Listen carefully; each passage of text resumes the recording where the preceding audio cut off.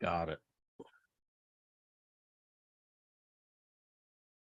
How many people we got in the queue?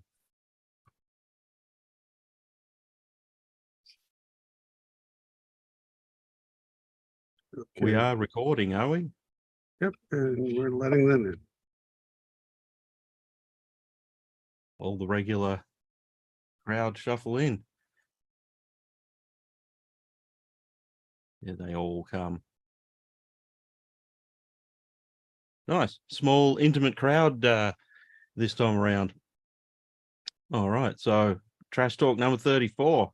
My name's Ian Maverick, coming to you from winter in Melbourne, Australia. Hope you're all enjoying your summers up north.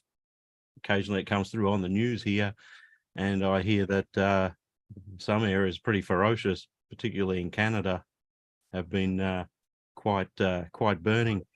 So we got 2 hours here to talk about TRS-80 stuff, see what we're all up to, make plans for the future, Tandy Assembly, and just see what everyone's doing. So I don't have many rules here. Try to not swear. The only person allowed to swear is me, because in Australia, swearing is not considered bad. It's just considered augmenting the language. And if we could set all our mobile phones to silent, that would be great. So this time around, I'm going to start with, hey, come back, Peter. I'm going to start with Peter Bartlett. You just said set your phones to silent, so I'm going to do that. Okay, and I'm going to start with Peter Bartlett, because we finished with Peter Bartlett last time, and I don't want to miss my main man. I almost got to completely ignored. Yeah. Yeah, I don't have a lot to report other than that I'm building Meyer units again as fast as I can, which isn't real fast. Meyer, for those who aren't familiar with it, because it's, every once in a while I come across somebody who doesn't know what it is. It's a replacement for the Model 1 expansion interface, fully expanded. 32K of memory and RS-232 and floppy controller, and also virtual floppy drives. It's lately been wildly popular, but somehow I got to keep up with demand, which is not easy when I'm hand soldering these things myself, and it's got a lot of surface mount, and so it's a pain in the butt to build, but I'm building them. I can think of worse problems to have, Peter. The opposite end of the spectrum is either inability to get components or no buyers. So of the three problems you could have, that's probably the most preferable one. Yeah, and this is the tail end of the not being able to get components cycle, which started well over a year ago. I couldn't get the parts. They weren't available. And so now they are again, and now I'm building these things again, and people are ordering them like crazy. I've got a stack of, I print them out, the orders, just so I don't forget anybody, because emails, you can sort through email all you want, but sometimes things get lost. So slip between the cracks, we call that. It happens to the best of us. Yeah, I try to avoid the cracks. Yeah. Tandy Assembly, what are you going to be bringing and displaying this time around? Same old. At this point, it's the same old. I'm working on prototypes, as I've showed here before, but whether I'm going to be able to get anything finished by then is questionable. Obviously there's I've mentioned them both before. And I've brought them both to Tandy Assembly for like, I don't know how many years, and gotten mostly nothing done on them since then. But there's a wireless prototype for the Model 1, Model 3, and there's a does everything prototype for the Coco. VGA and Ethernet and real-time clock calendar and all that stuff. But that's just been sitting around for a long time. Bring them along anyway. I mean, you will have those moments where, like that internet meme where people say, "Shut up and take my money." They'll be sitting there going, "When's this cocoa thing ready, Buster?" Yeah, I'll bring it along. I mean, the last time I was there, I have Telnet working on the cocoa thing over Ethernet, so that was deemed pretty cool at the time. Still needs some work, but it works. Cool. Yep. So maybe by 2033 we'll get the. Yeah, maybe. Who? I'll stop mentioning his name. Keeps getting me to try to just separate out the VGA part of the cocoa prototype, and you get VGA on your cocoa without opening the case. And there's pluses and minuses to that, and I've gone into it here before, so I won't belabor the gathering with it again. But yeah. Are you going to talk about it at your keynote speech at the Tandy Assembly? Nobody wants me to give a keynote speech. He's gonna give a talk. I'll get my people to talk to your people. I'll be in the front row. I like a good heckle. I mean, the history of like my's and me's might be an interesting topic. How all that came about might be of interest to people. I've already done Randy Kindig's floppy days, and that was years ago, episode 20 for crying out loud, and explained all of it as much as I could. Well, back then it was only my's, the Model 1 system expander, not the Model 3 or any of the other stuff that I'm building these days. And that was for literally years the highest rated floppy days episode. And Randy kept telling me that year after year. I don't know why, but it was. Just people found it interesting, I guess. Yeah.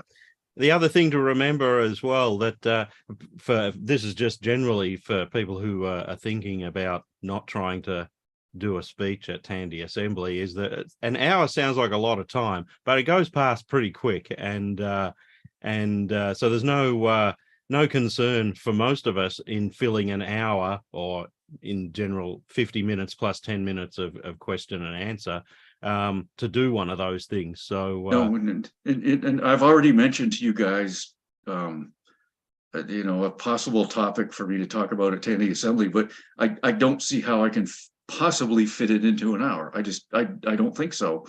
It's too long, or not enough stuff? Way too long. It's just and I'm not even much of a talker. I'm really not. No, nor am I. I'm rubbish at public speaking, Well, but I still do it. You fit it into an episode of Floppy Days, you can fit it into a. You could make it a 3-part series over 3 Tandy Assemblies. First one about Myers, the second one about M3 SE, and the third one about Maya. Which you call the messy. Okay. Yeah, the messy. Yeah. All right, Peter. Good on you. Good talking to you again. All right.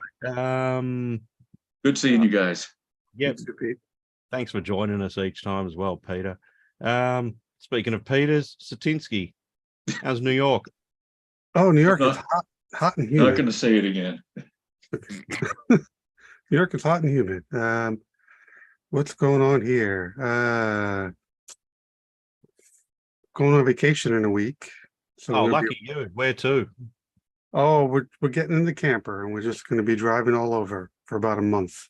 So it's the biggest vacation I've ever taken. I've never taken more than a week or so here and there, and I'm going to be taking almost a full month. So it's going to be really cool. A month vacation with my family scares the crap out of me. I normally go on my own for sort of 7 to 10 days, but this is just the wife. A month. Just the wife. So Just the wife. Yeah. Yeah. The make jokes that, but Speaking of the wife, I'm growing the beard back. yeah, It'll be there for Tandy Assembly. yeah. Your inner Bert from Big Bang Theory. Let's talk about Tandy Assembly. Yeah. Yeah. So we have 5 people so far signed up to speak. Peter Bartlett, one of them. I So didn't know I was signed up. you're signed Yeah. up. You're on the schedule. We got other people like Jeff Burt, Tim Halloran, who's on the call today. He can tell us about what he's going to be doing. So we're getting some good interest there, but we still need a few more people to sign up to give you their tech track talk. Mav, you're going to be doing one on lesser known TRS-80 accessories, right? That's what I'm going to be aiming to do. Yeah, I Cool. will. I've put my name down tentatively in case if people come up with sort of 5 more interesting tech tracks than what I can do, then I will gladly give my place to them. But I don't mind standing up there and talking about Tandy's rubbish accessories. So we need at least 3 or 4 more people to sign up and talk. Arnold's on the call. He'll be talking later. He's going to be giving a presentation. So yeah, we got some really good interest there. We got exhibitors signing up. That I posted them on the Tandy Assembly website. I don't have the speakers up yet because we still need to decide which ones are going to be tech track and which ones are going to be speaker positions. But hopefully in the next week or so, we'll start getting those up. But we have the exhibitors up there. We have a lot of good sponsors coming in. We've been meeting about the show. We're going to be getting new T-shirts this year for the 40th anniversary of the what is it going to be? The Model 4 and the Coco 2 and the Model 16B. So those are going to be the 3 that we're going to celebrate this year. So yeah, so the show's coming together great. Hope we're going to see everyone there. Good to hear that behind the scenes everything's sort of chugging away and getting ready. I bought my ticket begrudgingly. I couldn't get it cheaper than I wanted, and the price and the airline fares of 2017 and 18 and 19 I don't think are ever coming back. So it's just what it is. So but yep, I'm locked and loaded. I'll be there. So Yeah, or rental car rates or hotel rates, that's never coming back. It's expensive. I know. It's I was saying to Neil Blanchard the other day, it surprised me that it actually is cheaper for me at Tandy Assembly to fly from Melbourne to Toronto and hitch a ride with him from Toronto to Ohio and then drive back to Toronto afterwards and fly back to Melbourne. It's about $900 cheaper than going from Melbourne to Ohio. So yeah, and I'm looking forward to once again seeing our Canadian friends like Neil. Because it's been a while. It has, and Peter and George as well. Sorely missed last year. And but yeah, so I've got to think about that in the future because I don't mind driving a car that's got the steering wheel on the other side for 8 hours from Toronto to Ohio. That doesn't bother me. We're in Australia, we do long distance road trips. Not a problem for me. So I think I figured out my Tandy Assembly exhibit. You guys tell me if this is a good idea. So what I'm going to do, I'm going to talk about this because I was going to do this at BCF East this year, but I couldn't go. But I'm going to have a display of every Model 2, Model 16, 6000 board, optional board that you could have bought, because I think I have all of them. And there are actually more than you would think. There's probably at least 30 to 40 different boards that you could plug into these machines. So some of them super rare, like the Veritas 8080 CPU board and some like that, like the ArcNet board. Some of you, some of you have those, but they're pretty rare. So I'm going to create like a display case with all of the boards. And yeah, I look forward to that. That'd be good.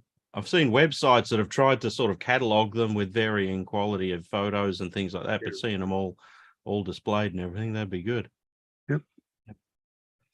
Cool. How about a surprise exhibit of the Veritas software? I'd love to find that. All right, next Model 16. Yeah, moving right along. Arno, we mentioned Arno before. Hey buddy, how you going? Hey Mav, hanging in there. Getting there. been a while since I joined. Just life gets in the way. I'm almost caught up with the Trash Talk Live recordings. I'm down to the last one that I missed. But yeah, wanted to join at least once before the big summer break and just say hi. So I booked my ticket to attend the assembly, so I'm going to be there. And I've been tinkering with Matt on a project for the last few months, but not ready yet to announce it. You have to hang on to to the announcement. But what I do want to talk about is I've been thinking off and on doing something here on the West Coast, and I want to start maybe a little bit smaller, maybe not like a full-blown 10D assembly, like the way you know it from Ohio. But maybe just a meetup, just there's always a little contingent from the Bay Area coming to 10D Assembly. So Sasha and Lawrence, I'm sure you also remember those two guys. But I'm guessing there are going to be a lot more 10D aficionados in the Bay Area. So I was thinking of organizing a meetup. And so I want to officially announce, I don't have a date yet, but it's going to be after the Ohio 10D Assembly. So maybe end of October, beginning of November. I hope I can advertise it and announce it on Pete's Discord server. But the idea would be just a classical meetup, just on an afternoon on a Saturday or a Sunday, and then whoever is close by can stop by. So if you know any people in the Bay Area, San Francisco Bay Area, then let them know. And in due time, I do plan to advertise it with maybe a little bit of structure to it. I do plan to host it at my university, so San Francisco State. It's in the city boundaries of San Francisco, so it should be fairly easy to access if you live in the Bay Area. So that's the one thing I wanted to share out. So if you know people in the Bay Area, then please let them know and tell them to get in touch with me. And for people in LA, Ira, how long would they have to drive? Was it like a few hours, or well, I don't know the geography? So actually, I did visit Ira. I had a business trip down to LA a couple of months ago, and I ringed him up and I actually met him. So I think I posted a picture of TRS-80.com headquarters, and which was really fun. And he said well, I haven't talked to him about the meetup idea yet. Initially I said, well, maybe a 10D Assembly West. And for that, he said he would definitely come up. So he's one of those people who it's not easy for him to come to Ohio. I'm going to definitely let him know about the meetup. I'm not sure if that is enough for him to come up. But like I said, there are going to be quite a few people in the Bay Area. I mean, Silicon Valley, there got to be a lot of people who grew up with the TRS-80. So it's just getting to them, advertising. And so if you have any ideas on how to reach out to them and how to advertise it, then please let me know. Yeah, well, a notice on Ira's site would probably help, I think, and he'd be happy to put that on there. So yeah, just mention it to him once you've got a date and a place locked down, and I'll get him to put it up there. And I'm sure Pete and I can fill out the other social media platforms where we announce things. Oh, Well, Bill Hogue is out in the West Coast. It'd be great if you can get him to attend. He is in LA, so that if I were to do Tim Mann is in the Bay Area, so that could be possible if I pick a weekend that works for him. Arthur Gleckler, the weird person who also came to visit, he's in the Bay Area. The Talker 80 guy, Michael, what is his last name? He's in the Bay Area. Then Lawrence, Sasha, myself. So there's going to be like a small. That's already enough, at least for a meetup. I'm curious how many other people are out here. It's just getting to them, letting them know that something like that is happening. So I'll let you know when I have something set up, and then if you could send it out to your channels, that would be nice. That'd be great. Yep, we'll let the world know. Cool. I look forward to catching up with you at Tandy Assembly. I'll be there. Already got my ticket. And this time I managed to get to the conference hotel, so not like 10 miles away. Yeah. I know. Thanks, Arno. Thanks for joining us. Let's go to Bert. Hey, Bert. I think you didn't go to Peter Phillips because he's chowing down on something. There we go. Can you hear me? I can hear you. How you going, buddy? You coming along this good. year? Yeah. And lots of Right. miscellaneous stuff recently. Let's see. Oh, in the last week, I got a resin 3D printer to try to recreate the gear set that goes right here. This is the Alps printer mechanism that's used on the CGP 115. This printer's from the PC2 cassette printer interface. These are an anti-backlash gear set. I don't know if you'll be able to see these. These are ones off the printer. They go together. There's a spring in between them, and it keeps the teeth kind of positioned like this. There's always one tooth in contact with the driven gear. And for a $300 printer, I'm pretty amazed at the resolution. It's not exact. Nothing's ever exact, but it's come along pretty good. Kind of learned how to use that. What else? Oh, this is a project I've been working on with a friend. So this half, this is a Teensy 4.1. This emulates this is the PC 1500 version, the Sharp version, but it emulates a PC2. And that lets you set breakpoints and everything. It's a development system. So it makes it a lot easier to develop other hardware for the PC2. And this half is a slightly more modern replacement for the RS-232 interface, which this is the box for one. I don't have one that's put together right now. It's this pile of boards. I've had this apart for like 6 months now. I finally found some of these guys. You guys are familiar with these ribbon cables to go between the board sets, because using regular ribbon cable for that really, really stinks. It's given me a lot of problems. So, but we've been working on this to develop a new RS-232 interface. This also has a USB out. That's what we're working on right now, getting that code working. But there wasn't a lot of development tools for this. So my friend, developed these things. I modified the telemark assembler, which is, from the 1980s, to work with this processor, the Sharp LH5801, and did a disassembler and a LH5801 simulator to try to figure out how some of the code worked.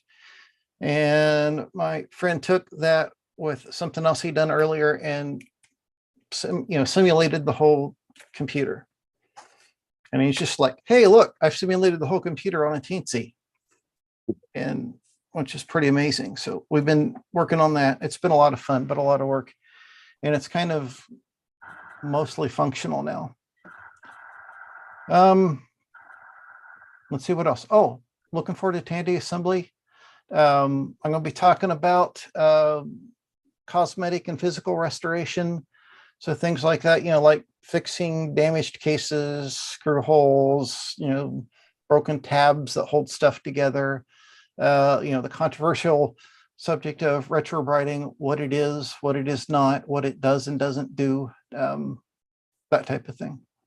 This sounds like a must-see show, this one, because every one of us, I don't think many of us have actually computers that don't have cosmetic imperfections. So I'll make sure I'm at that one for sure. You got a 3D resin printer, you just said before, is that right? Yes. Have you started it up yet? Yeah, that's what this set of gears is off of. This is like version 5 of these gears. So I bought a 3D resin printer recently because I wanted to print cartridge enclosures for Coco accessories, and I'll say which brand it is. So it's a Elegoo Mars Probe 2 3D resin printer, and I got the first thing printed, but I haven't been able to print one thing since. I've had nothing but trouble. I cannot get the printing to adhere to the build plate, the build plate that goes up. Yeah. And so I'm rather close to throwing this thing a long way and outsourcing my 3D printing needs. So I don't know. I need to find someone who actually has a lot of success with resin printing. I went with that. I've never owned a filament 3D printer because I've just never felt the need to buy one. And everyone says that when resin's working properly, it has a far superior output than the filament ones. Yeah. At the moment, I'm stuck. The downside is they are stinkier and messier. There's a Mm. lot more cleanup and everything involved. Noticed. I haven't had any bed adhesion problems, getting the gap set Yeah. between the build plate and the screen isn't really important to get that just right. That's like use a piece of paper as a feeler gauge, basically. So that's not a big deal. Mm. And they do make like PEI and some other self-adhesive sheets you can put on the build plate to improve bed adhesion and make it easier to get off as well. So that might be something worth looking into. I basically have the same printer you did. I got the Mars 3, which is, basically the same thing. I think they put like a slightly different LCD in it. Yeah.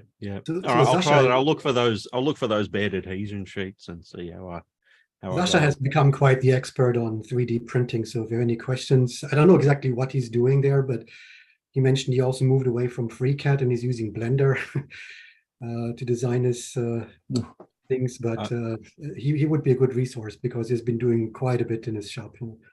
Oh, cool. I'll have a talk to him. Yeah, I'm not sort of doing anything with the design side of things. I just sort of pull designs offline that all I want to do is pull designs that people have done offline, plug it into the machine and hit go and come back in the morning. Hey, Bert, one particular aspect of cosmetic restoration, which I'm not sure if you've researched, but I'd love to hear about is what big challenge that I've had is restoring the chrome trim like we have on the Model 2. I don't know if there's a solution for that, like an easy solution without having to like redip the plastic, or I don't even know how they applied that, but if you have any insight on that, that would be appreciated. Okay. Yeah. That's kind of a tough one. I don't think there's any DIY solutions because for plastic, you have to coat it with like basically a conductive paint. It's usually something like copper bearing or something like that. And that provides a conductive surface that can be plated.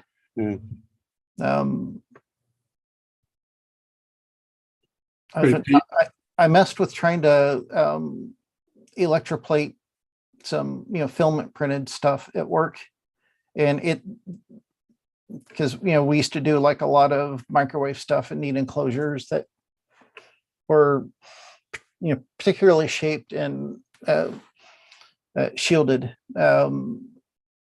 and so basically that was like a conductive paint was the base layer, and you plate on top of that. For like an FDM printer, that doesn't work too well because it doesn't seal up, and you get the solution inside the print, and it's a big freaking mess. But yeah, I'm not sure like a home solution to that, and that's really plating anything these days is tough because of all the environmental regulations, and there's not a lot of places that do it, and it's expensive. Cool. Thanks for that. Good on you, Bert. I'll catch you there.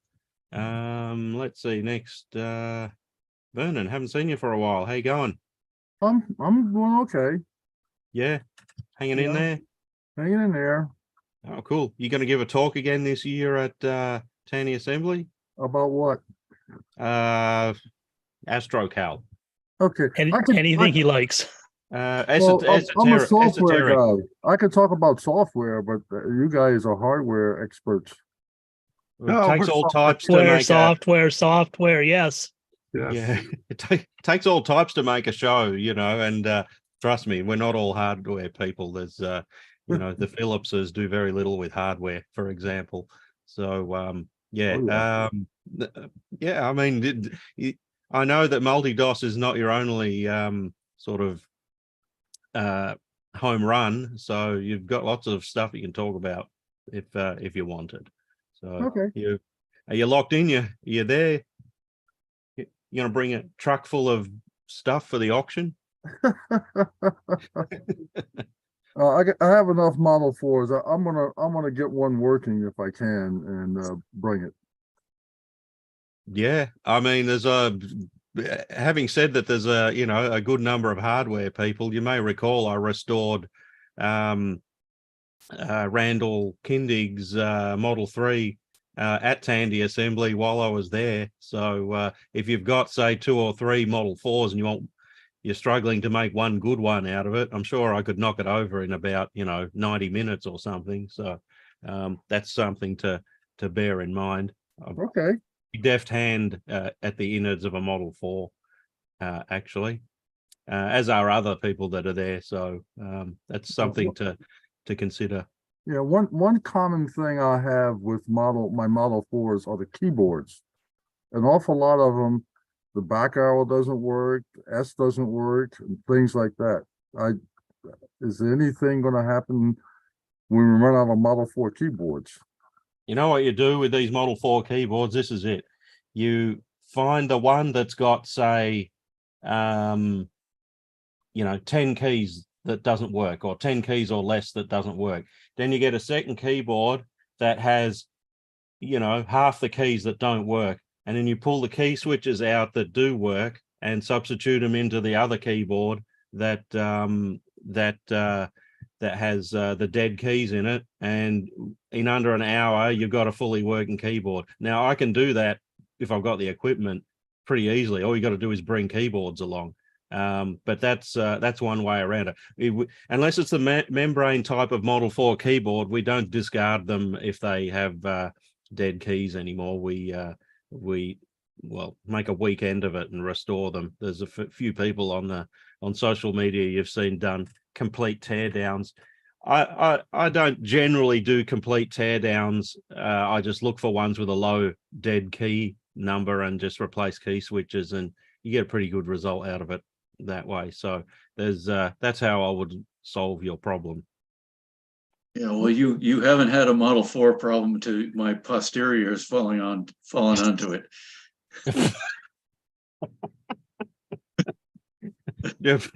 Yeah, you'll find a good number of Model 4 keyboards that the post in the middle is pushed straight up through the circuit board, because if you put a lot of pressure on the keyboard, it will bust the keyboard. Vernon, have you actually opened had a look at these keyboards, the underside of them, to see if the post has punched a hole in any of them? Because that will definitely take out 5 keys straight away.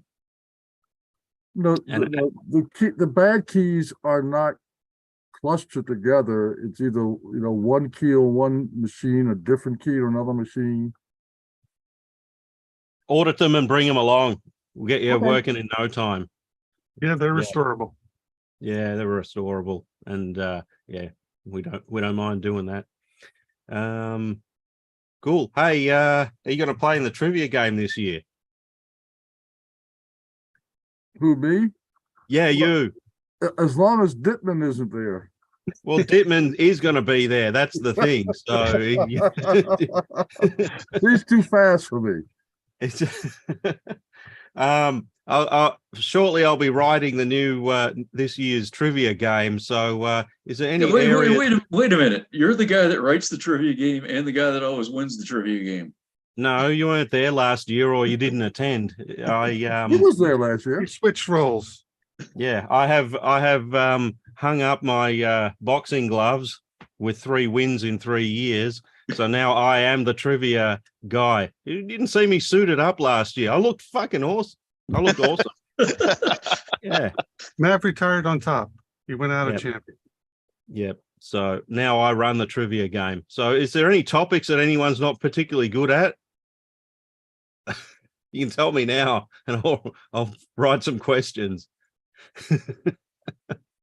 Yeah, I'll put you all on. That stumped you all. All right. Pocket computer architecture. Oh, lovely. Oh. Know all about that. Virtual. And Nobody knows about that. I know. All right.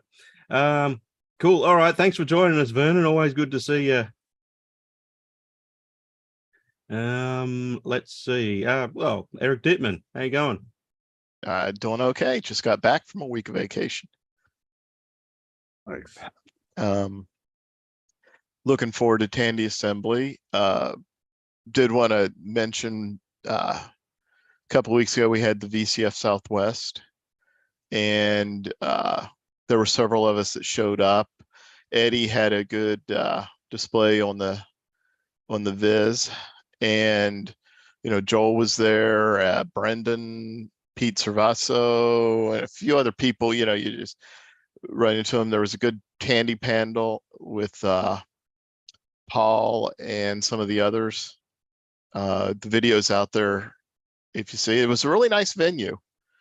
It was pretty nice, and there's some pretty good feedback on it. So looking forward to it next year. And I think if we can have a Tandy Assembly down here, that'd be the same venue to use. I've always thought a Tandy Assembly in Texas would be a good idea. So maybe one day. I actually didn't know that. Here's an interesting thing, another story of mine. I didn't know that there were going to be so many Tandy people at the VCF there. If I had known, I would have actually gone, because it's actually a single flight from Melbourne to Dallas, whereas going to Ohio, it's 3 flights there and 3 flights back. So it's much more easier for me to just go there and be along to this thing with the Tandy guys like Schreiber and the Coco guys. Eric, Yeah. we need somebody to lead that effort for a Tandy event down south. Who is it going to be? Well, there's me, and Eddie would be in on it. Joel would be on it. Paul, would probably, help out. I'm sure he could help get, local guys in like he did for this. So I guess, we can start talking offline about that. Definitely. Yeah, that'd be good. I'd come along to that sort of thing. Yeah. All right. What else have you been up to? What are you going to show at Tandy Assembly this year? I'm still trying to decide exactly. I am going to bring all the monitors up to show the different monitors that were available, around the world, and also the TV that, was the parent of the original Model 1 monitor. Oh, you got one of those working Motorola TVs, have you? I do. Not that I can tune a whole lot into it. Yes. Yeah. But it's actually working. It survived shipping and everything. That's amazing. Oh, You need it's to good. get a VCR on it, play like Married with Children on it. Or play just Tandy diagnostic videos, the tutorial videos. Just play them nonstop. Yeah, so this thing writes itself. Yeah, I just need to find a working VCR. Yeah. I might have a couple. And I know Joel's got some of the educational tapes for it. So yeah, that'd be awesome. I'd love to see that. All right, Derek, Eric, good to hear from you. well, good to be here. I had to miss the last 2. Yeah, good to have you back. All right, Joel. Yeah. Joel, come back. Joel will come back. I see his camera moving. Yeah. Yeah, it's on mute. There he is. Camera's all the way on the other side of the table, and Mm. everything is a freaking mess right now. Hey, I got tried some to- news for you, Joel. I sent to Ira some discs. 2 of them have got the red folder software on them. Oh, awesome. So he should be able to I don't know, have a talk with him. He should be able to supply you with the images of what was on them. I was sending him some other stuff. So I sent the discs, so maybe you can get them up and running on your network. Heck yeah. Thank you. No worries. What's up in your part of the world? Oh my gosh. Yeah, just getting things organized. I tried to take the week off and yeah, still wasn't enough time to get what I wanted to get done. But trying to clear out some things. I'm hoping the next meetup we have here locally, I can sell off a bunch of this more projects that just aren't going to get done. But yep, I just got a few bit of work to do. Eddie's 6000's showing issues with memory, so I finally got memory in. But in the meantime, waiting for memory to come in, I pulled my Macs out and have been playing with them for the last couple of weeks. So, but yeah, not too much going on. Hopefully, 2024 is going to be the year I get some stuff back out and get back out on the road, get some equipment out for display. I totally missed out on VCF. Next year, I hope to do that, but now I am definitely going to make sure that I get some requests in first before I bring my stuff up there, because holy crap, the tables this time were like 2 feet wide max, like depth anyway. So it's setting anything on would have made me extremely nervous. I don't know how Eddie was able to get all of his stuff on there. It did look good, everything set up, but I just don't know how the heck he did it. And it was just absolutely zero space. So I'm hoping they'll bring some more rooms into the fold and do it kind of like they did for the other ones that they do. I've seen them where they set up. There was one set up in a nice 70s what do you call it? Conference hall or something like that. But you know, they had it divided out in the rooms and had plenty of space for everybody, big tables. Didn't feel like, you know, it was a sweaty, hot, cramped thing where it was kind of sweaty and hot, cramped. I mean, granted, it had AC, thank God that the AC definitely kept up, but it was definitely small. I was expecting bigger, and less people like selling stuff that just looks like they just pulled it out from their backyard, stuck it on a table, and was like, "Yeah, I want $100 for this." It's like, what is that? It looks like a hood to a Ford. I don't know what you're selling. Like, there were some weird tables, you know. It would be nice to see some more exhibits. It was really cool to meet Oscar, the PDP-11 guy, that or the PDP-11. He's got a new one coming out, the PDP-10 or PDP-10. I guess I don't know what he's gonna do. I don't know. I think it's still a Pi that's running underneath it, but it's gonna be cool. But it was really neat to meet him in person, all the way from Holland. I think that's where he's from. So yeah, Holland to Texas was really cool. And yeah, hopefully next year we'll have some more Tandy love. Cool. Good to hear that you've been keeping busy. Did you get anything done on your holiday, or did you actually have a proper holiday? Oh, I had a proper holiday. Did nothing. Made sure of it. That's the best. At least for one day. Joel, I have to give you props. I have respect for a man who realizes that he has a lot of projects that he's never going to get to, and taking the opportunity now to trim down what you have before it becomes something like I have here. It's like insane. So I respect that a lot. And I support you 100%. That's what you got to do. Yeah. It was so hard to do. I know. I look at it and I'm like, oh, I know that project won't work, but I could do it with this, or it could go with that, or this actually completes this other thing. If I don't use it for this, it could do that, and it's like, oh, I gotta let it go. I have to let it go. It needs to go to somebody else. I'm not gonna touch it. So, but yeah, do it. Cool. Thanks for coming along, Joel. Can't wait to catch up with you at Tandy Assembly. Yeah, if I can't make it, I'll definitely be watching from behind the scenes. Good on you, mate. George Phillips. Hi. I'm unmuted now. There, I'm not muted anymore. Howdy. Yep. How's Vancouver? Nice, hot. Smoky? Surprisingly, no. We've been lucky this year that the wind has been blowing the other direction. We often get really bad fire smoke, but it's all kind of headed east and south. So yeah, we've been getting it here. Thank you. Made its way to New York via Ontario. Well, yeah, Ontario and Quebec are on fire, and they've been the primary. It makes the news here because we send our firefighters, because we're guns at dealing with wildfires in Australia. We have them all the time, and they're super massive. So anytime there's they get out of control in Northern America, there's like 40 or 50 specialist firefighters that fly from Australia, because it's winter here. There's no fires to put out, and they go and do their best over in North America. So yeah, I heard they're over there at the moment. Yeah, and I think we send some of our people down south too, in sort of an exchange program. Yeah, I mean, the people go wherever the fires are, and oddly enough, my parents live in Maine, which is right next to Quebec, and they've got no smoke. Okay, well, lucky them.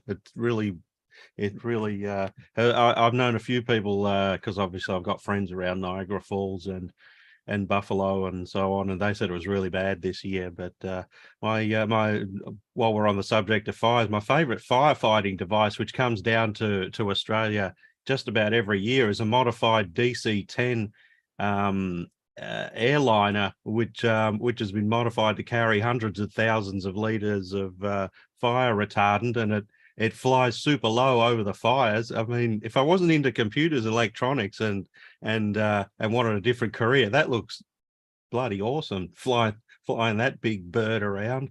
So yeah, that I don't know if they've flown that over to Canada, but that's usually the last resort here in Australia. It's expensive to run, but it gets rid of fires pretty quickly. This ancient 70s DC-10 that swoops in and drops a bunch of fire retardant. All right, what have you been up to, George? Well, through no real effort on my part, but I've actually got the last 80 micro of my collection, so I've got them all now. And what's cool is that this one that I got, it's got the renewal notice on it. This is your last issue, and a subscription card on it, and on the back, it's got the same thing. It's like doom and gloom. And it's actually especially funny because it's the February 1988 issue. So there's only like 2 more issues left. So I'm glad to see that he didn't send in his renewal card, because he wouldn't have got his money back on it. So yeah, just sort of an accidental collection. I never really intended to get all the 80 micros, but then next thing you know, one day you have all the 80 micros. It's funny the way that happens. Yeah, I think from memory at the time, because I was a subscriber at the time, they just sent you an alternative magazine from CWCI, whatever the company's name was. I think I got PC Resource, which was their MS-DOS magazine, whereas 80 Micro was Tandy MS-DOS, and you could sort of tell as soon as they started making 80 Micro into the Tandy MS-DOS thing. One company doesn't really need to produce 2 DOS magazines, particularly that weren't very thick or big on content. So it's one had to go. So yeah, it's always good when you complete a collection, I find, because some things I've been collecting for years and then stumble across the last one to complete the collection. And always nice when that happens. Yeah. Otherwise, I've been fixing emulator bugs and stuff like that. It's kind of funny. Some days it feels like you want to do a feature, or there's a little bit of a problem, and you go investigate and you turn on this other feature to investigate it. And what do you find? Hey, that other feature has a bug. And then once you get down to the 3rd level of that, then it's a bit of a hair-tearing experience. But one thing I learned recently is that someone was playing around with importing and exporting files on the Model 2. And the Model 2 has this funny feature in the file system. It's got sort of, the ordinary TRS-80 like files, but it's also got this variable record length file, where it's kind of like the files have these, fixed record sizes. Usually it's 1 byte or 256 bytes, but if you wanted a file with, say, 38-byte records, you could do that. But they had this one where it would be variable length. And I kind of wondered what those were for. And it turns out that at least the COBOL compiler and maybe other things actually use them for its source files, where one record is one line, essentially. And so what this quickly exposed is that the export program I wrote for the Model 2 didn't properly understand the variable length files. So I gone and fixed that, and will be in the next release, and maybe put something in there. if it really is the case that these are just sort of the Model 2's way of doing text files for the most part, then perhaps it should just understand it directly, the utility. So someone decided to compile rather than interpret COBOL. That's a Model 2. This is serious iron here.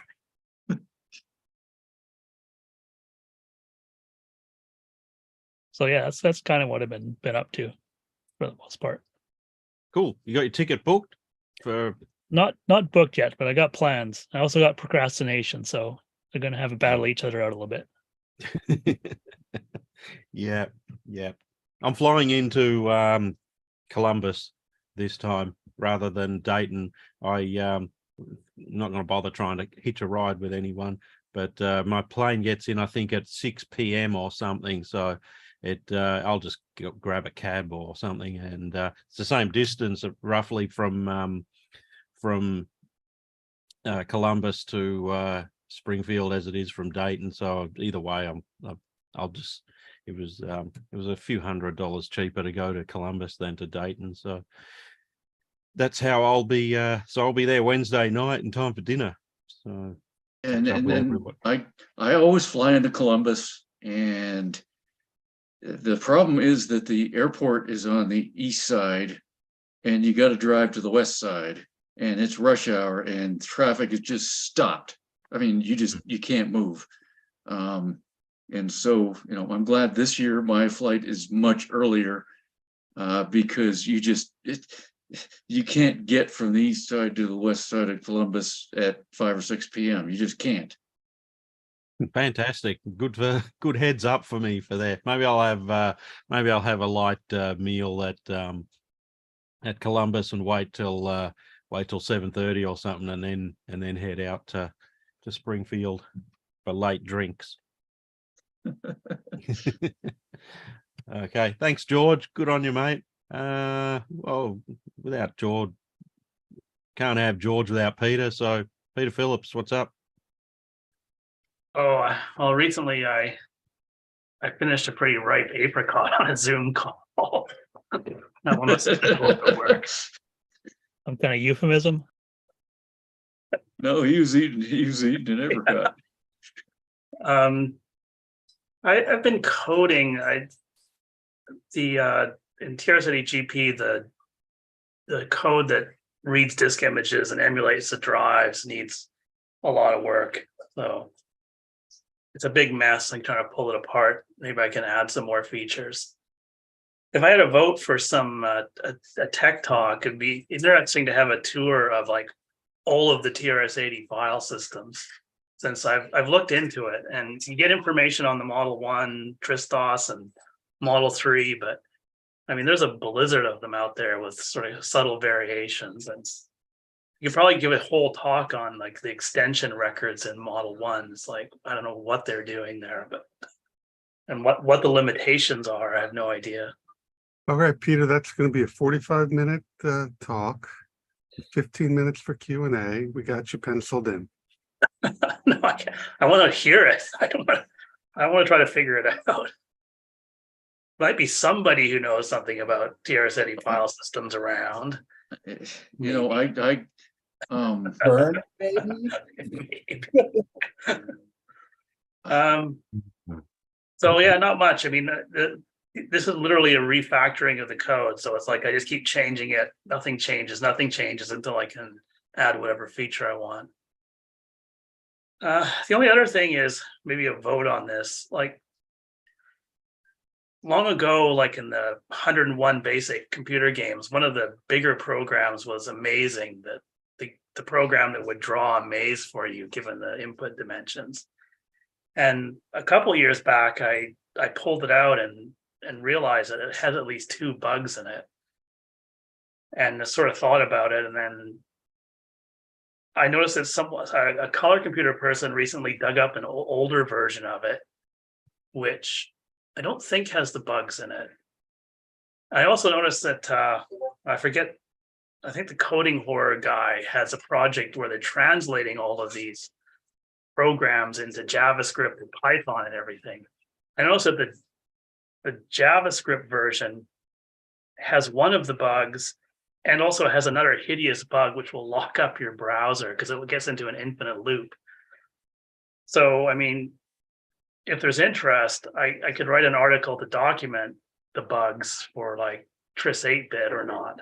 Or maybe there's a possibility that I'm just too obsessed with this and nobody cares what the bugs are or how they got there. Well, we're vintage computer people. Is there such a thing as too obsessed with any minutia of the darn things? Just yeah. Well, this article sounds like it writes itself, so I'm sure Dusty will greatly appreciate it. Yeah, I'll try to squeeze that in.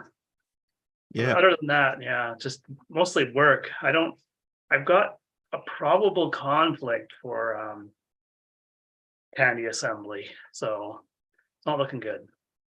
Hmm. Oh, well, it'll be good to see you, but if not, there's always next year. Good on you, Peter. Thanks for joining us again. I'm going to go over to the UK. Dusty. Hey, mate. are you a birthday boy today, Matt? No. Oh, I just wondered what was with the bow tie. Is it something to do with cricket? Oh, those that have met me know I'm always smartly dressed, and so. I just thought there was something to do with the cricket you wanted to rub in, you know.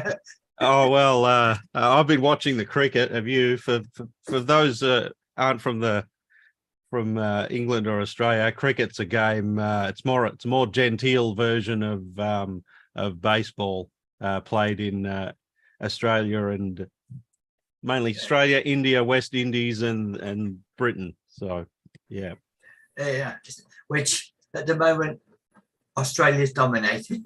as it should be. Yeah, as it should be. Yeah. Yeah. Right.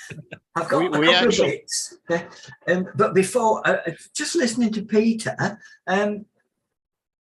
we had a little one-liner program because one of my friends, he read it through there, but he just wanted to be able to draw a simple maze-like grid so that kids could sort of just link up and find a hole on each line down. And we were talking about it the other day. It ended up being turned into a one-line program, and basically just generates X number of lines of asterisks, and then just randomly delete one of the asterisks in each row, so that the kids could then learn it. And another beauty thing was some of the kids had sort of learning difficulties, and some also have got visually impaired.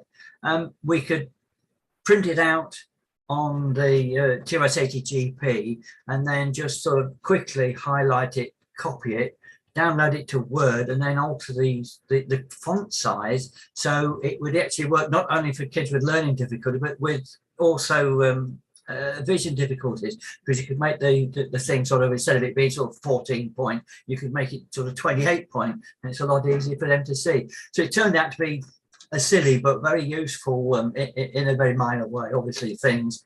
Now we got thinking about, well, as it's a maze in the most simple sense, wouldn't it be interesting to sort of make it into a real maze and then sort of put some blank ones in and stoppers?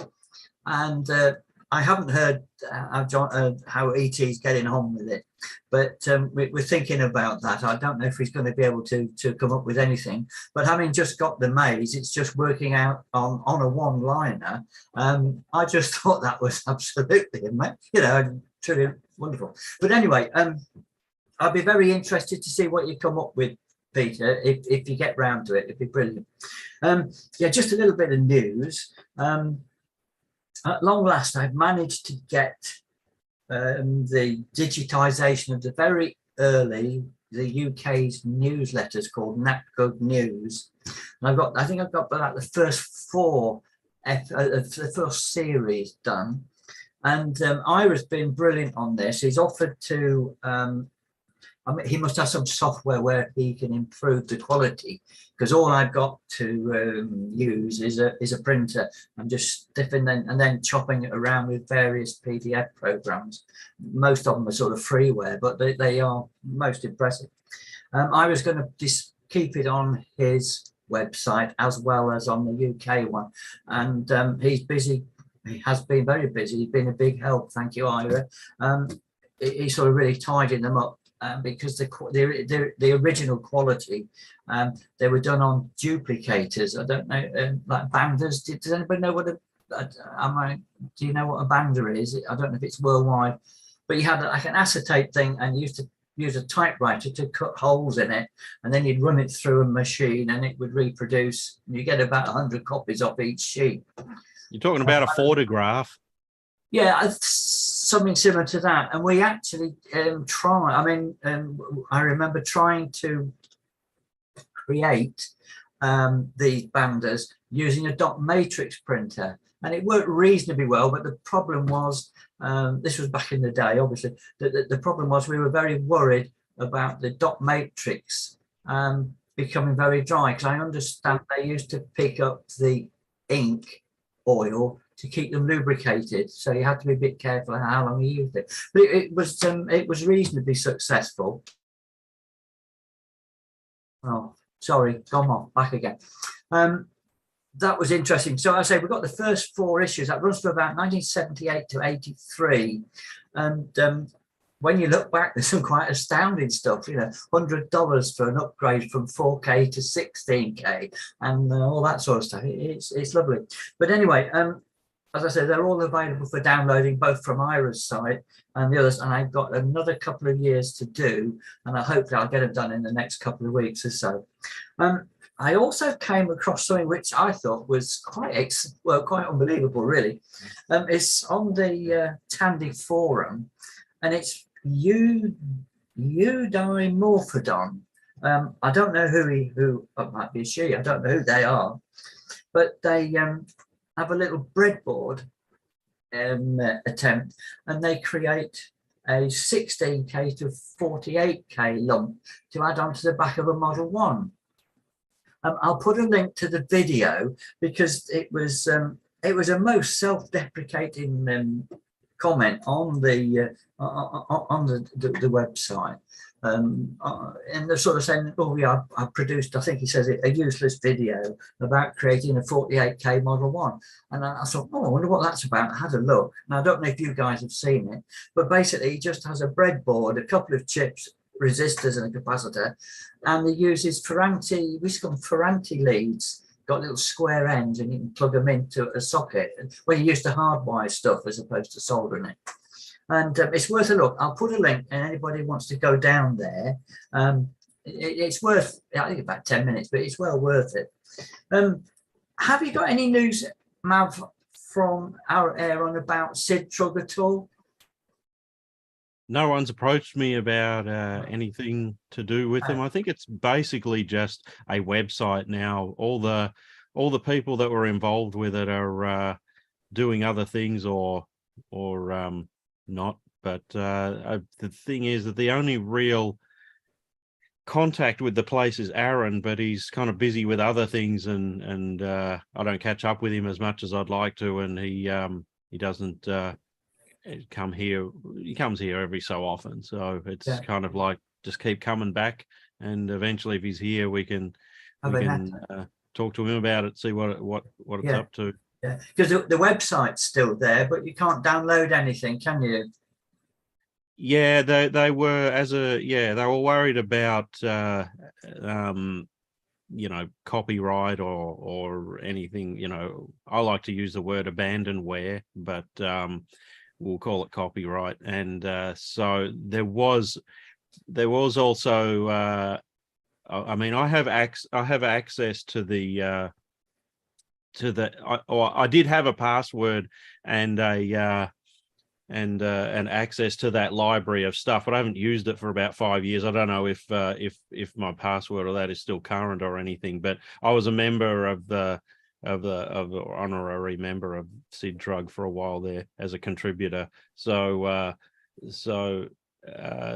really, yeah, no more meetings, and the people that did run it, I think, are doing other things now.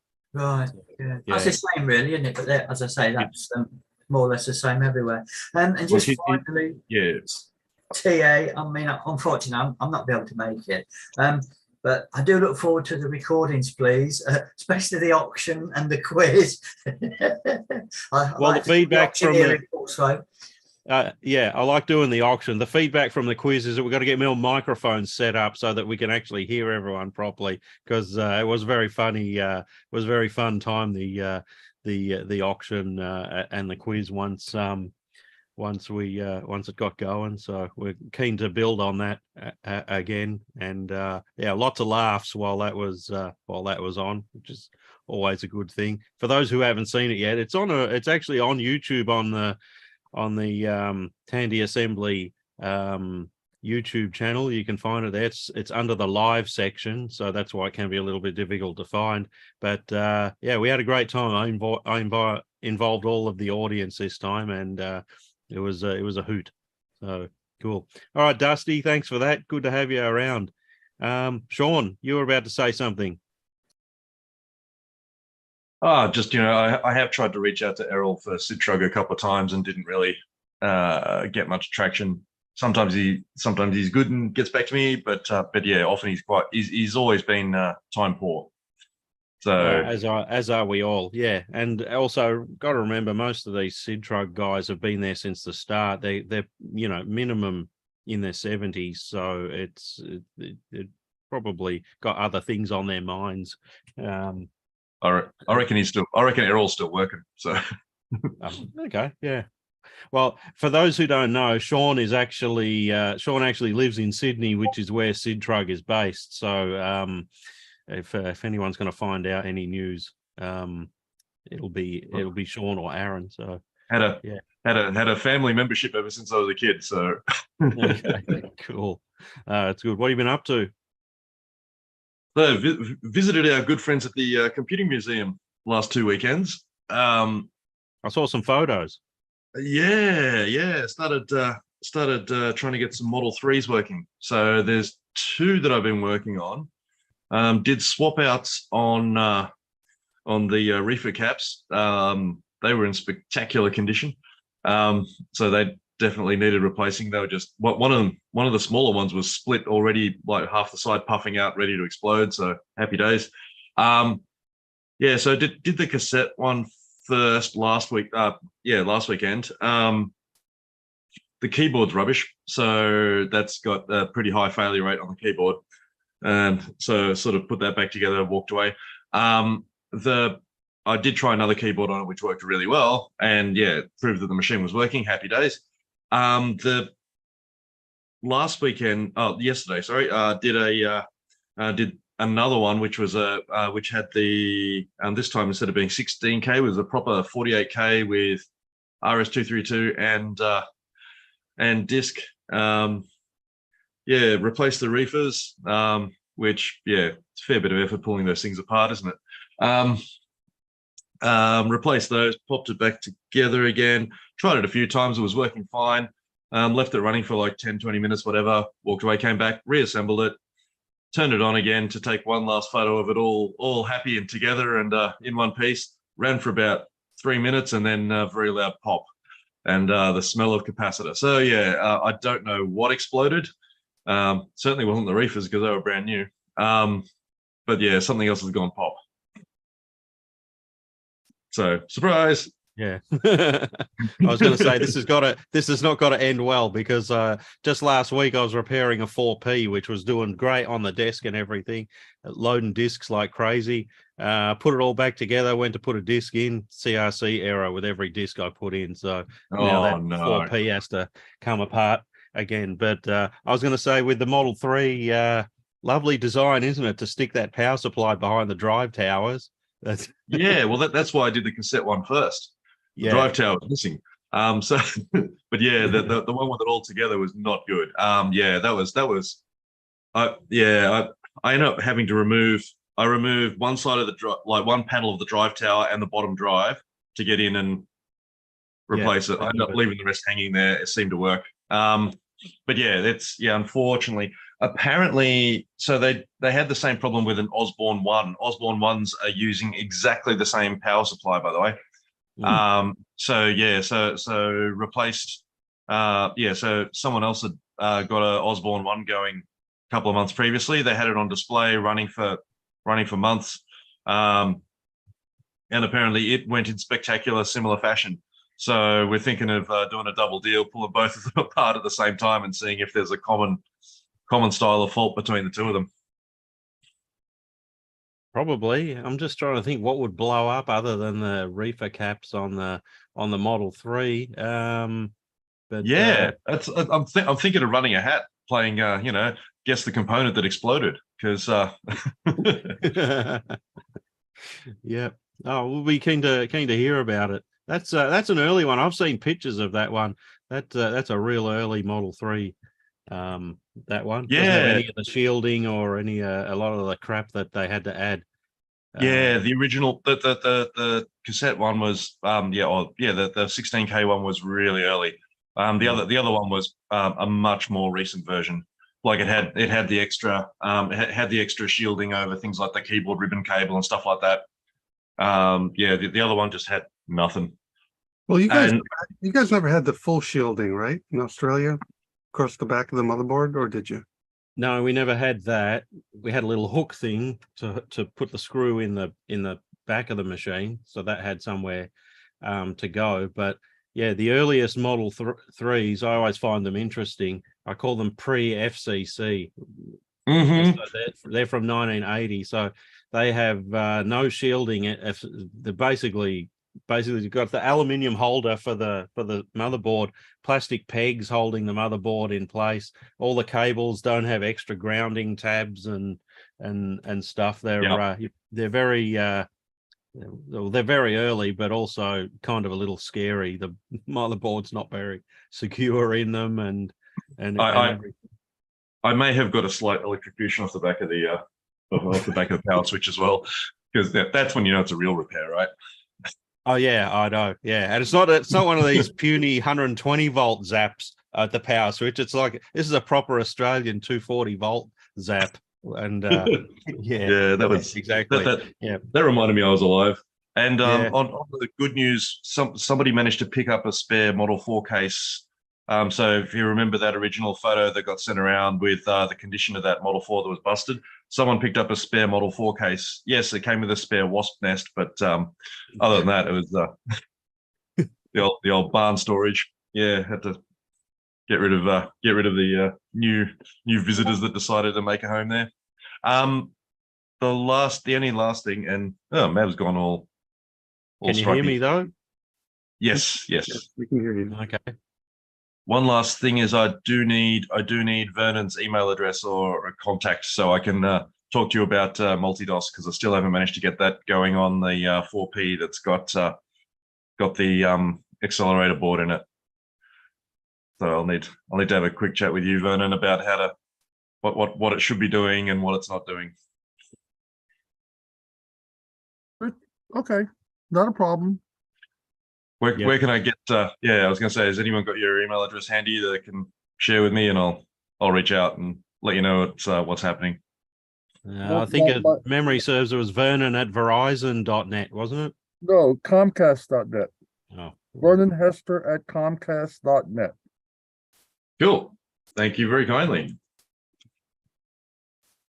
I'm having some video issues here, so you'll just have to persevere with me. All right, who's next? Let's see. Tim Halloran, what are you up to? Figuring out how to do the mute. Let's see. So I think let's see, starting with I worked with Paul a bit. He can talk about his Chroma TRS. I think he got it going, so I'll leave him to talk about that. There wasn't anything wrong with it that I could tell. Also, I've been getting ready for Tandy assembly. I'm really looking forward to that. So I've been working one project, which is risky, with George Phillips. We'll see if that goes. I'm not going to say too much about that until we get it actually going. So everybody will be excited to see that, and then we'll show up and go, yeah, we couldn't get that to work. So that'll be fun if it flies. Is that the USB powered Model 2? No, that is not the USB powered Model 2. So but I have been playing around with Model 2s. You can see in my lab here There's a couple of them poking around here. I was trying to, I got both of them going sort of. Turned out one of them had a bad SIU chip. That was fun to figure out. And it's way easier to work on Model 2s when you have a working Model 2. I will definitely do that. The first one I think took me a year to get going. The second one I had it sort of running in a day. So it makes a big difference when you can swap boards and figure things out. It's actually not a bad machine to work on. But I am having problems. I'm wondering, two things. Is anyone with Model 2s using flash floppy on Gotex successfully? Because mine work great for LDOS, but they won't boot any of the TRS-DOS based stuff at all. And I can't even imagine what would cause that. Anyone using those? Yeah, no, it works. I can send you some files to try. Yeah, if you can send me some HFEs that work, that would be I've got actually Bobby set me up with a whole set of all operating systems. Oh, great. I'll get with you on Discord then, because I've been converting the images from Peter's archive, and no, we're pretty much ready to go. I just I'll make drop sure them off the USB and let her rip. Yeah, so hopefully that's just because my images are bad. So that'll be straightforward to fix. The other thing I was doing was one of the drives is a Shugart 801. So I've been playing around with that. That one looks pristine. So I was trying to get it to work as the third drive in the system. And the solenoid works, it actually seeks, but it won't read anything. But I'm wondering, do I need to terminate that drive or not? I don't have a terminator. I'm wondering if termination is part of the problem with that 8-inch. You're running it off the external floppy connector? Correct. And I have two boards. The older computer has a board with one ribbon edge connector that goes to the boot disk, then goes to the external. The one I was trying it on has two connectors, the edge connector, which goes to the external, and the pin connector that goes to the boot drive. I don't know what the difference between those two boards is, but because it behaves oddly, even though there's two connectors, it doesn't work like a Model 3 or Model 4. The other floppy line still wants the drive set at floppy 3. Yeah, they're separate channels, right? So you need to terminate the external. Just like if you had a Model 2 external drive bay, like the last drive in that bay is terminated. So that probably is what's wrong. I'll have to find I don't know where. Can you make one of those, or do we have to? I have to find someone that has it. Is it? It's a Shugart? Yeah, it's a Shugart 801. No, that should be a pretty standard terminator pack. I believe it's just a standard terminator pack, right? I don't know. I'll post Is it 8 individuals or is it 14 pull-up, pull-downs? I can't remember. Yeah, I'll post it on Discord and people can chime in. But I read a lot about the drive today because I figured out what it was, and I figured out I got it. Looks like it's going. When you access it, it seeks and tries to read, but it's clear there's either data not coming in or something's not right. So the drive spins. I tried formatting a disk to see if it was like speed or something, but it won't format a disk. It won't do anything. Also, I had a lot of fun because for neophytes of the Model 2, the first half dozen attempts I did of this was with the floppy disk upside down. So you really need to look where the protect tab goes. Model 2. That's right. I was like, oh, this is not correct. I'm going the wrong way. So I figured that out based on the write protect mechanism. And I was like, oh yeah, this is wrong. I'm surprised you actually mentioned it. It's got a lot of those. Well, I'm just mentioning it because if anyone else tries it, it is really, really easy to mess that up. There's no like on a 5 1/4, you have sort of up is up and down is down. That's not what's going on the 8-inch. So both directions seem perfectly legitimate until you realize that is not the case. And then if you have like Model 16s or Bs or 6000s, it's the opposite direction. So if you're using both, you always have to remember which way to put it in. Yeah, I think I'm gonna have to put a little sticker on it. But one of these, the reason I've been poking around with these is one of these is definitely destined for the Tandy Assembly auction table. So I want it to be as working as it possibly can. The way this project is going, it might be that both of them show up at the Tandy Assembly auction table, but we'll see if I can get them going. But they're both. I had restored the first one 4 years ago, I think, and at the time I restored all the keyboards, so the keyboards work brilliantly, which saves a lot of time and effort on them. So they're pretty nice Model 2s, and the case is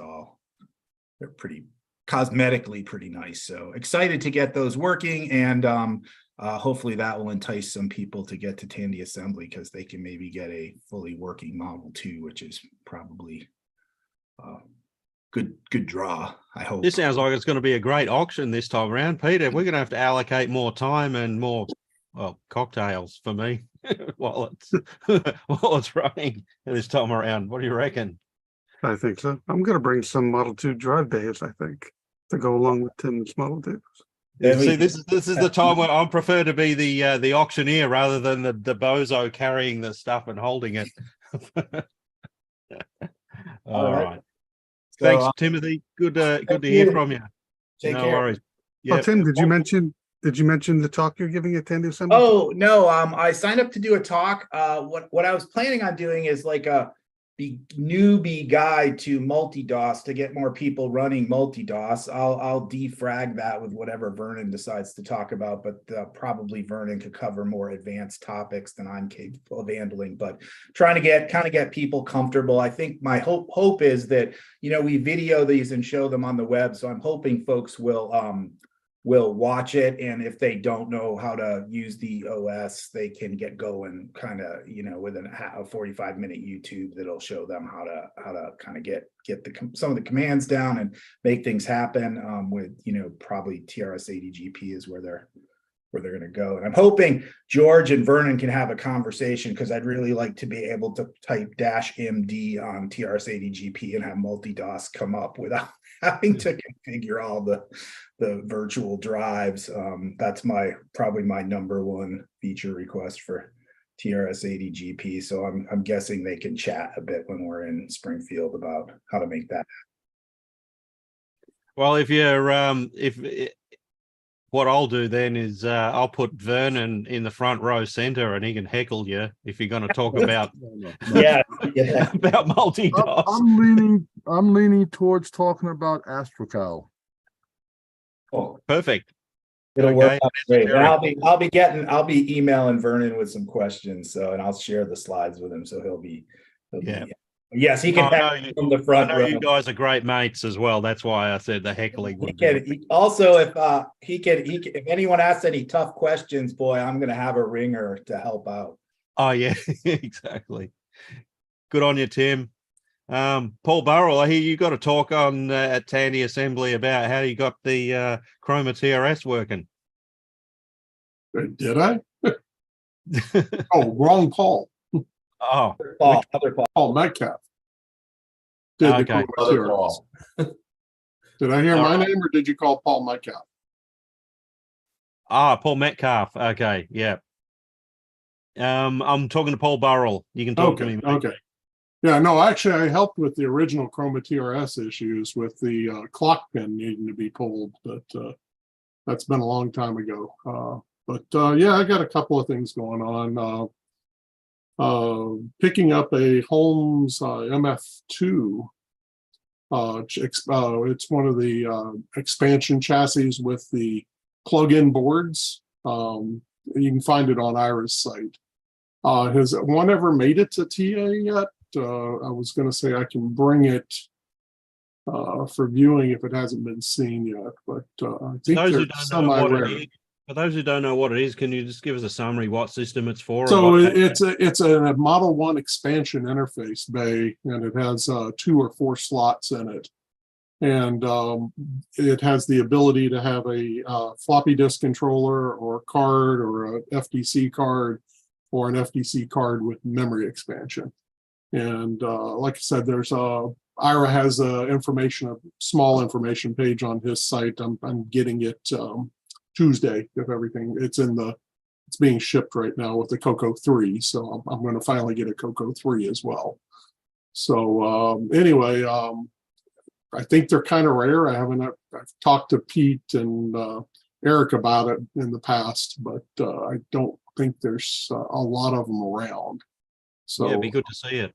Yeah, the only one I know of is Pete. okay, so Pete has one. Okay, Yes. Probably So, running to fetch it right as we speak. but anyway, I just thought that would be an interesting piece to bring in if people are, as a showpiece, if there's interest in that. So there's that going on. It does not have the RAM expansion board. It only has the double density floppy controller board without the memory. So like I said, I picked up a Coco 3, so now the only thing I don't have is a Coco 1. So I've been trying to collect one of every model. They seem to end up with more Model 3s and 4s over the past few years. I think I'm up to like 8 Model 3/Model 4. So You still don't have as many as Vernon. well, I'm thinking I'm going to probably fix. I've got the last 2 I got need a little TLC, and I'm going to probably I rescued those, so I'm going to probably try to clean those up and sell them at a price for somebody that wants to get into the hobby. So without breaking the leg. Got some projects. Hopefully, I'll be displaying at Tandy Assembly. I am planning on coming at this point. I have a room and a ticket. Going to be making some adjustments, though. But you said you're coming in Wednesday at 6. So Yeah. I'm flying into Columbus as well, but coming from the West Coast, you end up getting in at like 10 o'clock or midnight in most cases. They don't do a lot of the early flights. So, well, my flight into Columbus comes from Chicago O'Hare, so it seems to be a common route through. Mine comes through Minneapolis. So anyway, okay. So I'll hold off on. Got 3 things I'm going to hopefully show off at the show. Some people know about some of them. There's been hints of things, so we'll see how it goes. And I think that's about it. Cool. Thanks for that, Paul. Good to hear from you. It'll be good to catch up with you again. Yep. In a couple of months' time. It's gonna happen. Yeah, pretty it's quickly. coming quick. Probably only going to be 1 or 2 more of these trash talks. Yeah, I did want to cover one other thing Peter covered earlier, or Peter asked about earlier, the silver plating. That process that they do is called vacuum deposition onto plastic, and it's an aluminized plastic, aluminum plating on plastic. What you may be able to do is find, I know of a couple places, I'll try to send you some links on them if I can find a Zero Form out of Texas. I think Zero Form, I think, is one. And then there's another one that starts with an M that I've used before for metallization of plastic enclosures. But what you may have to do is you'll have to mask it up ahead of time and see if they'll throw it in the chamber for you. And maybe you can get them just to throw it in there for a quick refresh or something. But the key thing is you got to mask the plastic areas that you don't want plated. And, I can picture them being very cumbersome. Are you meaning vapor deposition? Yeah. Or they vaporize the aluminum and then it. Yeah, but it's also it's done in a vacuum as well. Right. But yes, vapor deposition of aluminum. So yep. So more. Sounds complicated and expensive. What? It sounds complicated and expensive. It's actually very inexpensive and not that complicated. The key is you got to find places to do it. And a lot of the old plastic enclosures from the 90s and the 2000s and stuff use this as a way of doing shielding instead of putting copper and or aluminum shielding, because you get enough from the case, and as long as you don't have too big of a slot opening, you get the you ground the aluminum and you end up with a Faraday cage, basically is what happens. So it's a cheap way. It's a very cheap way. I think we were doing cases the size of a camera. So that's what we actually did them in. And I think we were paying something like 70 cents a unit to do that. So it's like I said, you may be able just to get them to throw it in if we pre-mask it. So that may be a good path for you to go down. Cool, thanks. Great. Thanks, Paul. Good to see you. Paul Metcalf. Hello. There we go. Gotta There you learn go. how to mute. What's new? Well, thanks to some help from Tim Halloran, I have a working Chroma TRS board. What was it? The idiot that assembled the data cable. That'll be this guy. Oh, okay.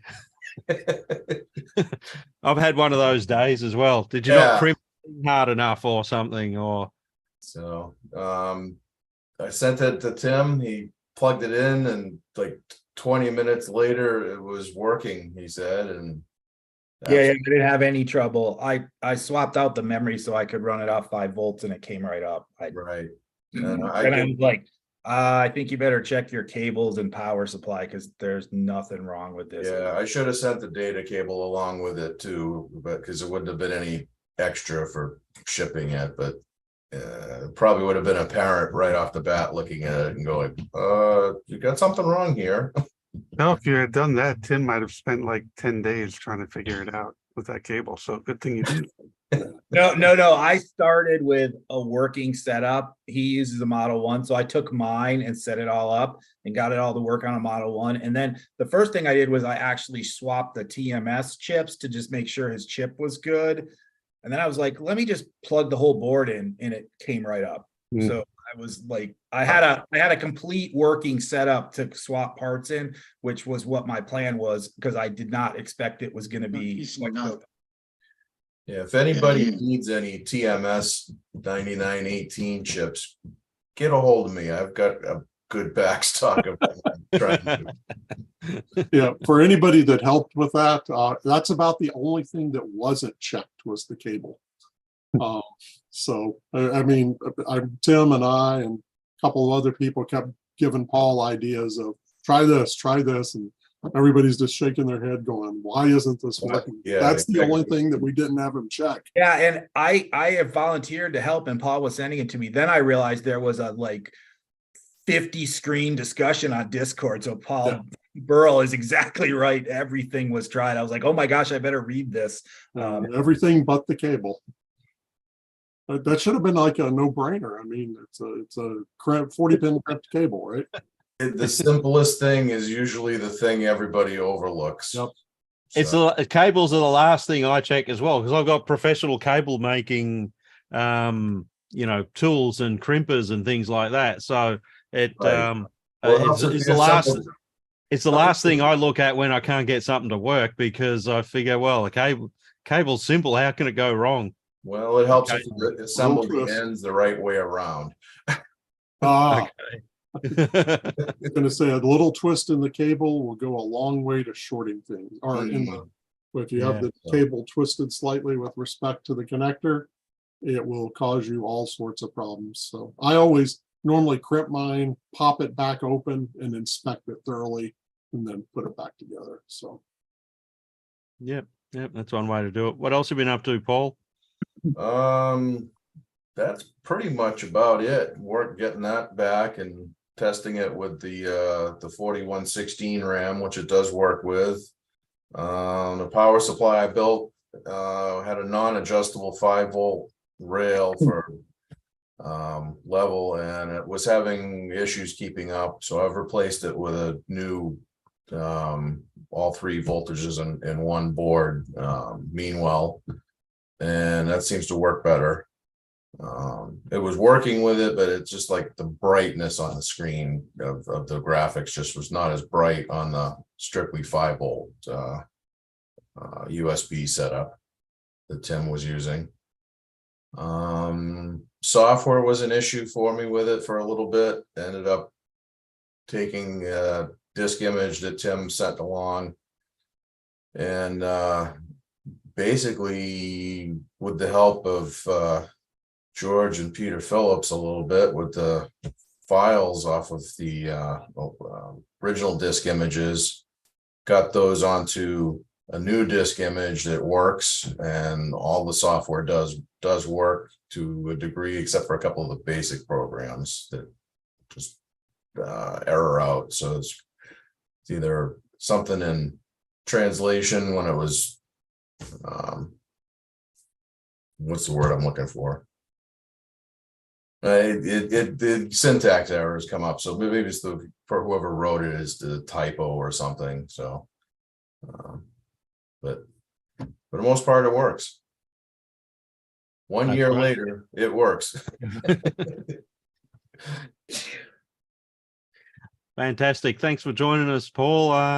You're making the way down to Ohio, or doesn't look like it this year. doesn't look like it? Yeah, too many scheduling conflicts with work and getting the time off. So All right. There's always next year. Thanks for coming along today. Jay Newith. Yep. Yeah, you need to take your mute off.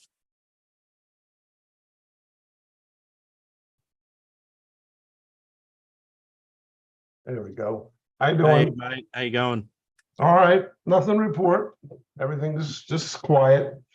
Everything's quiet. Ready for Tandy assembly? What sort of stuff? Yeah, this time around? there was a little moment where I had a little issue with my car, which was going to cost me a little bit of money under my deductible. And I thought maybe I might have the money to pay for the hotel, so there was a little scary moment. But thanks to a friend of mine, I'm going to be able to make it. So there should be no problem. Bring my power supplies and my badges like I do. And Yep. that's it. I have to talk to you about some parts I need to buy off you when we get there. So Oh, okay. I'll have plenty of them there. I'll get my people to talk to your people. When are you likely to get there? The usual Wednesday afternoon, Wednesday evening? Yeah, I should be. In fact, you said that you didn't want to inconvenience anybody, but I would probably be better off coming in a little later and actually picking you up at the airport, because I usually leave here at 9 o'clock. And if I do the driving that I do, I usually get there 5:30, 6 o'clock. So if I leave a little bit later, which is even better for me, so it's not that early, I could probably still come by Columbus. I have to do, we'll have to see if it's a feasible thing to do, because I don't want to leave you stranded there, but it's a possibility that I could still pick you up. Yeah. Okay. Well, I'll talk to you offline about it. I know my ticket at the moment says arriving at Columbus at 5:59. So unless they change that at the last minute due to a delay or something, which all right. The only thing that I don't know, that I can't obviously, say, is what the traffic is going to be like. I know that as soon as you get into the Columbus area, that stretch of the highway can be, as Peter said, that it could be a nightmare. But usually the last few years I've come in, it's quiet up to the airport. It's once you got to get into the Columbus proper, getting through that, because they were doing a lot of construction. Yeah. I don't know what it is. I don't know if it's a lot of it's done now, but we'll see what we can do. I'll let you know. Cool. I don't recall the drive to Chillicothe from Columbus being particularly terrible, was it, George?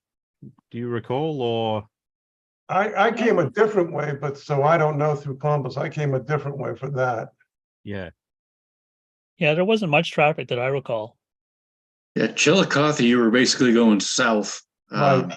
around Columbus, whereas Springfield, you pretty much have to go east to west through Columbus. Right. And if your flight's at a decent time, that's not too bad. If it's at rush hour, you're pretty much screwed. Yeah. Yeah, I don't mind waiting it out till after rush hour, so that could work out well for us, Jay. All right, sounds good. We'll see. Yep. Cool. Thanks for joining us again here. Good on you, mate. Lucky second last, Quentin Barnes. Hey, good evening. Hey, mate. Hey, what's up? I didn't make much progress on TRS-80 projects this month, but I did archive a friend's old commercial software project for him from 1990. It was a sizable project with about 900 pages of docs and 7 floppies. The size of the project encouraged me to develop automated processes for archiving documentation. So I've figured out how to make good use of my scanner's document feeder and editing tools to batch process the scans. So I've been wanting to take to archive some TRS-80 and Radio Shack docs I've had for some time, but I was putting them off due to this learning curve. But now I've mastered that. Now I can do batch processing, cleaning, straightening, cropping, doing whatever I need to without having to do stuff manually. So I do have docs that Ira doesn't have yet in his archive, or his scans that he does have are just low quality. So I'll be able to contribute those back to Ira. I've sent him archive materials before, so I know what formats he likes. So yay, I'll finally get to those projects. It's been sitting on the back burner for 3 years now. So yeah, because I have, those were docs left over from an estate sale of a Radio Shack owner of 5 stores over in Indiana. I came away with a giant box of all sorts of docs, especially internal docs from Radio Shack of all sorts of material from before the TRS-80 shipped. They were versions of prototypes and such that he had copies of. Some of it's made it into the archive, some of it hasn't. So now I'm encouraged to go back and sort through that mess and see what's all there. Now, that's all I had for this month. That's cool. All right. Thanks for joining us. It'll be good to catch up with you at Tandy Assembly as well. Yeah, I'll be there. I should mention to those listening and those who are going to be watching this on the replay later on that if you need me to bring anything that you want to pick up from me at Tandy Assembly, now's the time to tell me, because often stuff needs to be assembled and to make it onto my luggage on the way to Tandy Assembly. So if you're after anything, please do tell me. Yeah, I've been looking for a Model 2, so you know. Oh, I mean, between Peter and Tim or Joel, I'm sure they'll be more than happy to hock you a working Model 2 system. All right. Any last words before we wrap this thing up? I notice that Al's here listening with no mic, so we'll just say hi, Al. Hi, Al. And any last words before we close this thing up? Yeah, one last question. I posted a question. Is the Terminator for the Model 2 a standard SCSI Terminator? So will a 50-pin Terminator work with the Model 2? No. No, that's not SCSI. It's not SCSI. I designed SCSI chips for years. That's not, no. It's probably not going to work, but given the sophistication, usual 150 ohm pull-up. Yeah. Given the sophistication of the Model 2, it's probably not going to be terribly difficult to design a plug-in termination. All we need is one of the original ones, and someone like myself probably reverse engineer it pretty. All right. Well, I want some info. Let me know if somebody got one. Or they've got the info. I will make one. Yeah, George posted that it's described in the tech reference manual, and I remember from previous conversations there's just like a couple of lines that are just looped back on it.